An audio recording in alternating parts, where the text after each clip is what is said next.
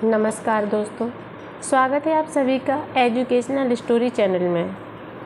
आज हम लेकर आए हैं मालती जोशी जी की कहानी इच्छाओं का अनंत आकाश। चलिए तो शुरू करते हैं। किसका फ़ोन था? मैंने पूछा। अवस्थी जी का। मिसेज नारंग नहीं रही क्या? मेरी तो चीख ही निकल गई। चीखो मत, ये झल्लाए, बिना बात एकदम हाइपर हो जाती हो। चीखूंगी नहीं। अभी शाम को तो हम दोनों मंडी से हफ्ते भर की सब्जी लेकर आई हैं, और अब वो वाली मिसेज नारंग नहीं, पहले वाली। इन्होंने खुलासा किया तो मेरी उखड़ी सांसें सम पर आ गई। मैंने कसैले सुर में कहा, पहले वाली के मरने जीने से हमें क्या मतलब है? ये अवस्थी जीना कभी कभी ज़्यादा ही सोशल बनने लगते हैं। उनका कोई कसूर नहीं है। नारंग साहब ने उन्हें फ़ोन करके सूचना दी है और घर पर बुलाया है। साथ ही मेरे लिए भी कहा है कि शर्मा जी को भी लेते आए। मैं चलूं? मैंने डरते डरते पूछा। देख लो, उनकी मिसेज आ रही हो तो तुम भी चली चलना। हम लोग अभी अभी खाना खाकर उठे थे। अपने पसंदीदा सीरियल्स इम्तिनान से देखने के लिए मैं आजकल इन्हें जल्दी खिला देती हूँ, तो ये टीवी डाइनिंग टेबल के सामने ही है। पर इन्हें खाना खाते समय टीवी देखना एकदम नापसंद है। कहते हैं तुम्हारा दिमाग और आंखें उसी में घुसी रहती हैं। ना ढंग से खाती हो, ना खिलाती हो। वैसे भी खाना खाते समय रोना धोना, चीख पुकार मुझे ज़रा भी अच्छी नहीं लगती। जल्दी जल्दी टेबल समेटते हुए मैं इनके बाहर जाने की प्रतीक्षा कर रही थी। एक एक क्षण मुझ पर भारी पड़ रहा था। कभी कभी सोचती हूँ, जब टीवी नहीं था लोग अपना बुढ़ापा कैसे काटते होंगे। पर तब बुढ़ापा इतना एकांकी निसंग थोड़े ही रहता होगा। घर बेटे बहुओं से, नाती पोतों से भरा रहता होगा। राम नाम जपने तक की फुर्सत नहीं मिलती होगी। मैं टीवी का बटन ऑन करने जा रही थी कि फ़ोन बज उठा था। फिर तो सारा मूड ही हवा हो गया। साड़ी बदल लूँ, मैं पूछने को गई, पर फिर चुप लगा गई। शादी को तो इतने साल हो गए हैं, पर अब तक मैं यह अंदाज़ा नहीं लगा पाती हूँ कि ये कब किस बात पर उखड़ जाएंगे। गेट पर ताला डालते हुए देखा। अवस्थी लोग बगल वाले गेट पर खड़े हैं। शायद हमारी ही प्रतीक्षा कर रहे थे। ठीक तो है, ऐसे मौक़ों पर अकेले जाने की हिम्मत नहीं पड़ती। कोई साथ हो तो अच्छा रहता है। यही तो असमंजस और भी ज़्यादा था। जिस औरत को कभी देखा नहीं, जाना नहीं, उसी की पुरसे में जाना पड़ रहा था। गेट पार कर हम बरामदे में पहुँचे। डरते डरते बेल का बटन दबाया। नारंग साहब शायद इंतज़ार ही कर रहे थे। दरवाज़ा फ़ौरन खुल गया और वे हमें भीतर लिवा ले गए। भीतर अजब नज़ारा था। 3-4 लोग बैठे थे, पर सन्नाटा पसरा हुआ था। नारंग साहब ने समय जाया नहीं किया। उस स्तब्धता को भंग करते हुए परिचय की औपचारिकताएं पूरी की। 2 उनके साले थे, एक साड़ू भाई और बुजुर्ग से सज्जन मामा ससुर थे। फिर हम लोगों की ओर मुखातिब होते हुए बोले, ये लोग मेरे पड़ोसी ही नहीं, परम मित्र भी हैं। मैं चाहता हूँ आप अपनी बात इनके सामने ही कहें। मैं अपना जवाब भी इन लोगों को सामने ही देना चाहूँगा। पहले तो वे एक दूसरे का मुंह ताकते रहे। फिर एक ने शायद साले ने गला साफ किया और कहना शुरू किया, पिछले रात शिकागो में मेरी दीदी का स्वर्गवास हो गया। कैंसर से पीड़ित थी। सौभाग्य से मेरे दोनों भांजे विनीत, सुमित अंतिम समय में उनके पास ही थे। मृत्यु की सूचना देते हुए विनीत ने मुझे बताया कि दीदी की इच्छा थी कि उनकी अर्थी इसी घर से उठे। सुहागन के पूरे साज श्रृंगार के साथ उठे। कुछ क्षण कमरे में घोर निस्तब्धता छाई रही। फिर साड़ू भाई के कमान संभाली। हम लोग इसीलिए भाई साहब से रिक्वेस्ट करने आए हैं। आप लोगों के बीच जो कुछ हुआ वह अच्छा नहीं हुआ था, हम मानते हैं, पर इस समय वह सब कुछ भुला देना ही श्रेयस्कर है। मरने वाले की इच्छा का मान रखना पड़ता है। फांसी की सज़ा पाने वाले से भी उसकी अंतिम इच्छा पूछी जाती है और वह पूरी की जाती है। इसलिए अगर दीदी की इच्छा थी कि उनकी विदाई इस घर से हो तो आप एक बात भूल रहे हैं जनाब, नारंग साहब ने सूखे लहजे में कहा। इस घर से उनकी विदाई 16 साल पहले ही हो चुकी है और वह भी उनकी इच्छा का मान रखते हुए ही की गई थी। वह घर से विदाई थी, अब वे दुनिया से विदा हो रही हैं। दोनों बातों में फ़र्क तो है। फिर बच्चे चाहते हैं कि माँ की अंतिम इच्छा जरूर पूरी हो। साले साहब बोले, यह बात बच्चे मुझसे भी तो कह सकते थे। इतने सालों के अंतराल के बाद उनकी हिम्मत नहीं पड़ी होगी। हिम्मत कैसे पड़ेगी? 16 सालों में एक बार भी फ़ोन नहीं किया। मेरे ही पैसों पर पढ़ते रहे पर कभी अपना रिजल्ट बताने तक की जहमत नहीं उठाई। विदेश जाने से पहले मिलना ज़रूरी नहीं समझा। यहाँ तक कि उनकी शादी की खबर भी मुझे औरों से मिली। इसके बाद में मुझसे बात करने की हिम्मत कैसे जुटा सकते हैं? मुझे तो खुशी है कि वे इतने बेगैरत नहीं हैं। जीजा जी प्लीज़ अब ये सब भूल जाइए। यही ना, ये मेरे दोनों परम मित्र यहाँ बैठे हैं। मैं इन्हीं से पूछना चाहूँगा, ईमानदारी से अपनी राय दीजिएगा। जो औरत बरसों पहले लड़ झगड़ कर अपने बच्चे लेकर यहाँ से चली गई थी, उससे मरने के बाद ही सही दोबारा इस घर में आने का क्या अधिकार है? नारंग साहब की आंखें हम लोगों पर टिकी हुई थी। उन आंखों में प्रश्न तो था ही, पर एक आक्रोश भी था, आग भी थी, बेहद एकांकी पंडित था। पहली बार मुझे कमरे में मिसेज नारंग की अनुपस्थिति का भान हुआ। वैसे उनका इस समय यहाँ होना बेहद अप्रासंगिक भी था।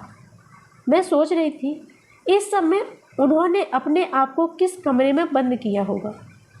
कानों पर हाथ दिए वे कहाँ छुपी बैठी होंगी। आप लोग कुछ तो बोलिए। लंबी प्रतीक्षा के बाद मिस्टर नारंग ने कहा। हम लोगों ने सिर उठाया। अवस्थी जी ने गला साफ किया और बोले, नारंग साहब अगर आप इजाज़त दे तो मैं इन लोगों से एक प्रश्न पूछना चाहूँगा। मिस्टर नारंग ने स्वीकारोक्ति में सिर हिला दिया। बोले, कुछ नहीं। अवस्थी जी फिर आंगो तुकों से मुखातिब होकर बोले, मैं एक बहुत ही कड़वी बात कहने जा रहा हूँ और उसके लिए पहले से ही माफ़ी मांग लेता हूँ। भगवान हमारे नारंग साहब को लंबी उम्र दे, पर मान लीजिए बात ठीक इससे उलट होती। हमारे मित्र को कुछ हो जाता तो क्या आपकी दीदी अपने सुहाग चिन्ह उतार देती, वैराग्य ले लेती? उनकी बात पूरी भी नहीं हो पाई थी कि मिस्टर नारंग उठकर भीतर चले गए। हम लोगों को तो जैसे सांप सूंघ गया। अवस्थी साहब, ये आप इन्होंने कहना चाहा पर चुप हो गए। सॉरी यार, उनका मंतव्य समझकर अवस्थी जी बोले, दरअसल जो मैं कहना चाहता था शायद ठीक से कह नहीं सका। थोड़ी देर बाद नारंग साहब भीतर से नमूदार हुए। उनके हाथ में जरी वर्क वाला एक पर्स था। उसे साले को सौंपते हुए बोले, अभी अवस्थी जी ने सुहाग चिन्हों की बात की तो मुझे याद आ गया। मैडम जाते समय ये सारी चीज़ें मेरे मुँह पर फेंक कर चली गई थी। शादी की कोई याद, कोई चिन्ह वे अपने साथ नहीं रखना चाहती थी। अब मरने के बाद उन्हें सुहागन बनने का शौक़ चल रहा है तो ये रख लो, अपनी बहन का मन भरकर श्रृंगार करना। पर जीजा जी, दीदी की इच्छा इस घर से विदा होने की थी, तो क्या तुम्हारी दीदी की ही इच्छा सर्वोपरि है? मेरी इच्छाओं का कोई मोल नहीं है। क्या मृत्यु उसे सारे आरोपों से बरी कर देगी? वे अनगिनत पल जो मैंने अकेले गुजारे हैं, उनका हिसाब कौन देगा?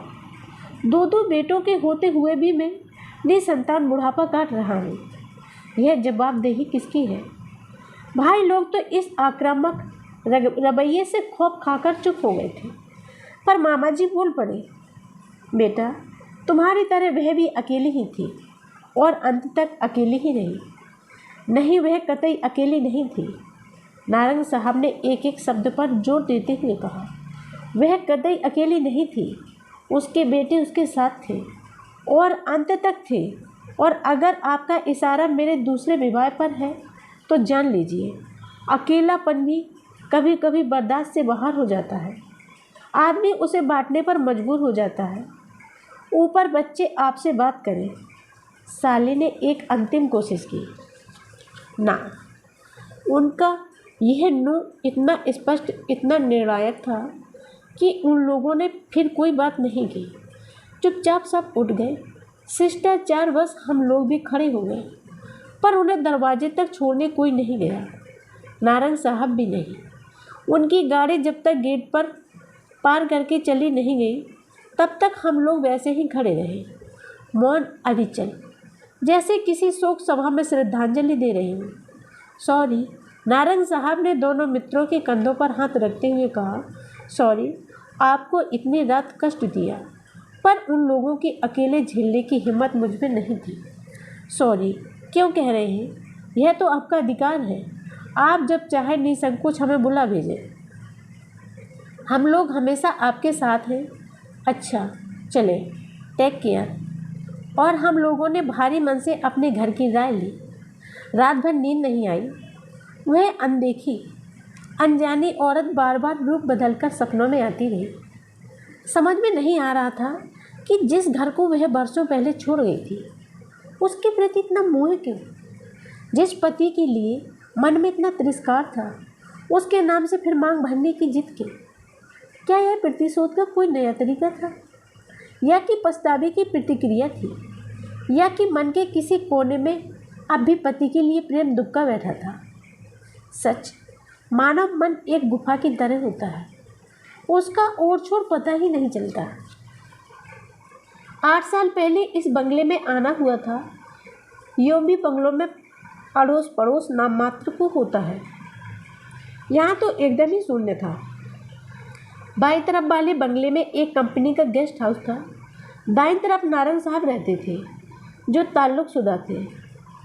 मुझे इनकी कोफ्त हुई थी कि बता नहीं सकती, लेकिन नारंग साहब ने साथ इनकी अच्छी पटरी बैठ गई थी।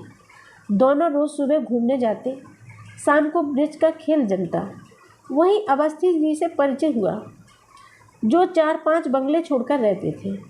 जब पुरुष वर्ग अपने खेल में मग्न होता, मिसेज अवस्थी अपनी बोरियत दूर करने मेरे पास आ जाते। अब लोगों में अच्छा बहनापा हो गया। फिर एक दिन सुना कि नारंग साहब शादी कर रहे हैं। तर्क वितर्कों की जैसे बाढ़ सी आ गई। किसी ने कहा, इसी औरत के कारण पहली वाली छोड़कर चली गई। लेकिन फिर 10 साल बाद बर्बाद करने की क्या ज़रूरत थी? तलाक के बाद तुरंत शादी कर सकते थे। किसी ने कहा, दिवंगत मित्र की पत्नी है, उसे सहारा देने के लिए यह कदम उठाया है। किसी ने कहा, ऑफिस की सहकर्मी है। शादी के बाद एक छोटी सी पार्टी देकर नारंग साहब ने पत्नी को मित्रों, रिश्तेदारों से विधिवत मिलवाया। तभी इन विवादों का, अफवाहों का दौर शांत हुआ। नई वाली मिसेज नारंग मुझे देखते ही ना भाग गई। हम लोगों की खूब अच्छी ट्यूनिंग जम गई। उनकी कहानी वही थी जो आधुनिक भारत की 40% कन्याओं की होती है। पिता की अकाल मृत्यु, कोमल कंधों पर घर परिवार का भार, भाई बहनों का एक एक कर निपटाते हुए अपने बारे में सोचने का समय ही नहीं मिला। जब सारी जिम्मेदारियों से फारिग हुई तो पता चला उम्र 45 को छू रही है। तब भाई बहनों ने पहल की, ब्यूरो में नाम लिखवाया, अखबारों में विज्ञापन दिया। जांच पड़ताल के बाद नारंग साहब का नाम फाइनल हुआ और वे मेरा पड़ोस गुलजार करने आ गई। यह सुख उन्हें जीवन में पहली देर बाद मिला था कि अपने इतने वर्षों वाली पुरानी नौकरी उन्होंने एक झटके के साथ छोड़ दी। अपनी नई नवेली घर गृहस्थी में अब वे ऐसे रच बस गई हैं जैसे वर्षों से बस यही करती आ रही हैं। आधी रात के बाद कहीं मुश्किल से आंख लग पाई थी कि घंटी बजी। पहले तो समझ में नहीं आया कि दरवाजे की घंटी या फ़ोन की। फिर पता चला कि इनके मोबाइल की रिंग है। आधमुंदी पलकों से मैंने घड़ी देखी। सुबह के 5 बज रहे थे। तब तक वे फ़ोन रख चुके थे। किसका फ़ोन था? नारंग का। गेट पर खड़े हैं। इन्होंने उठते हुए कहा, ये चप्पल डालकर बाहर को चल पड़े तो गाउन पर शॉल डालकर मैं भी पीछे पीछे हो ली।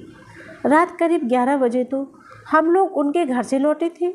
अब इतनी सी देर में और क्या हो गया? सदर दरवाज़ा खोलकर हम लोग बाहर आए। धुंधलके में गेट के बाहर एक आकृति नज़र आ रही थी।